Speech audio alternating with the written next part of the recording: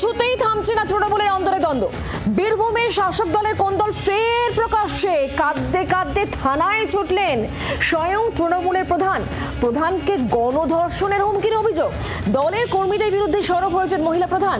শোরগোল মুরারইতে।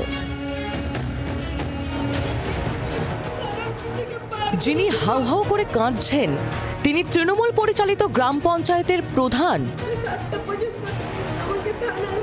কিন্তু কি এমন ঘটলো? কেন এইভাবে কাঁদছেন শাসক দলের মহিলা প্রধান? ঘটনাটা বীরভূমের মুরারইয়ের কুশমোড় ২ নম্বর গ্রাম পঞ্চায়েতের। দলীয় কর্মীদের বিরুদ্ধে বিস্ফোরক অভিযোগ করছেন প্রধান। আমাকে নাকি গ্যাং রেপ করে আমাকে উলঙ্গ ঘুরাবে এবং আমার মুখে অ্যাসিড দিয়ে দেবে এবং বলেছে যে তোকে পাচার করে দেওয়ার মতো ক্ষমতাও আমাদের আছে। ব্যাড রিপোর্ট পাই আমি, তো ওনাদেরকে কাজ দিইনি। বেআইনিভাবে ওনারা কাজ করতে এসেছিল, আমি ওনাদেরকে কাজ দিইনি। ওই পুরাতন রাগ এবং ক্ষোভ মিটাতে আমার প্রতি চওড়া হয়। পঞ্চায়েতের কাজ না দেওয়াতেই নাকি গণধর্ষণের হুমকি দেওয়া হয়েছে।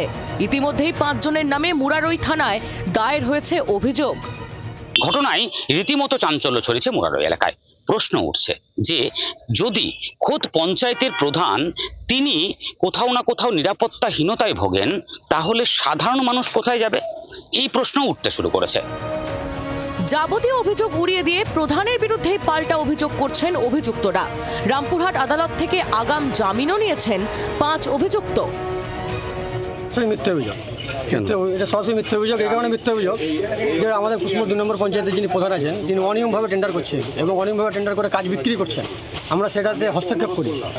এখন আমাদেরকে হেনস্থা করার জন্য আমাদেরকে মিথ্যাভাবে জড়িত করছে। আপনারা কি কোন দল? তৃণমূল। প্রধানত তৃণমূল। এর আগেও নারায়ণগড়ের তৃণমূলের পার্টি অফিসে মহিলাকে ধর্ষণের অভিযোগ উঠেছিল। এবার মুরারইয়ের প্রধানকে গণধর্ষণের হুমকির অভিযোগ। সামনেই ২৬-এর বিধানসভা নির্বাচন। পাখির চোখ বীরভূম। ভোটের আগেই তৃণমূলের অন্দরের দ্বন্দ্ব একেবারে প্রকাশ্যে। প্রমাদ গুনছে তৃণমূলের শীর্ষ নেতৃত্ব। বীরভূম থেকে প্রসেনজিৎ মালাকারের রিপোর্ট, জি ২৪ ঘন্টা। বাংলার আওয়াজ, বাঙালির আবেগ, জি ২৪ ঘন্টা।